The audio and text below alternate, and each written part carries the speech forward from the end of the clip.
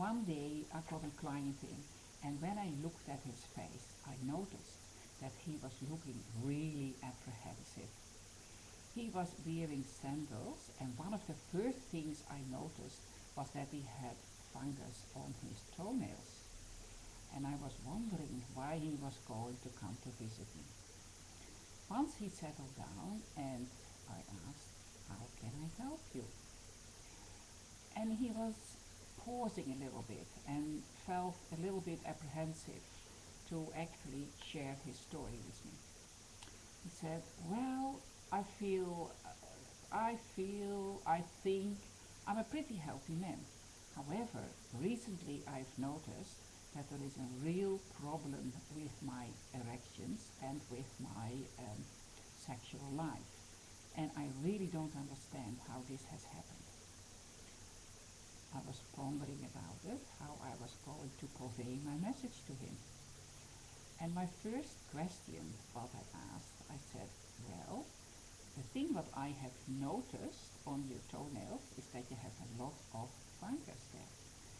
And do you know that fungus and Candida are related? It is not just on your toenails, you would have it inside your body as well.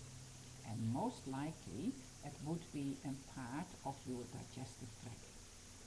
Unless you start to deal with that, you have a whole army of invaders there who are causing infections and all kinds of other unpleasant things. Your mucosal lining, which is basically the house of the friendly bacteria, most likely has been damaged too. So it's a little bit like an Iraqi war. And as a result of that, because you didn't realize that this was all happening, it has also impacted your libido and your ability to have a healthy sexual life, which of course also includes a proper erection and be able to sustain it. Now, it is not hard to predict what sort of diet you have.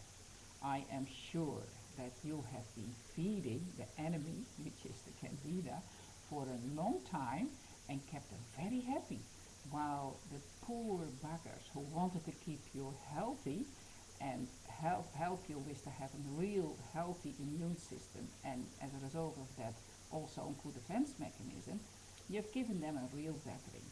So that is the thing what we need to start to work on, and I will give you along the line a little bit of education. The client looked at me and said, "So you think there is hope?" I said, "Yes dear, there is plenty of hope. However, it will take some work from your side, and it also needs some commitment. You need to make a choice. Do you want to keep those invaders happily partying inside your body, or are you going to end this party and basically start to create a healthy environment which has major impact on your whole sense of well-being and also on your libido and your sexual life and your ability to sustain an erection? What do you think about it? Would that be worthwhile?"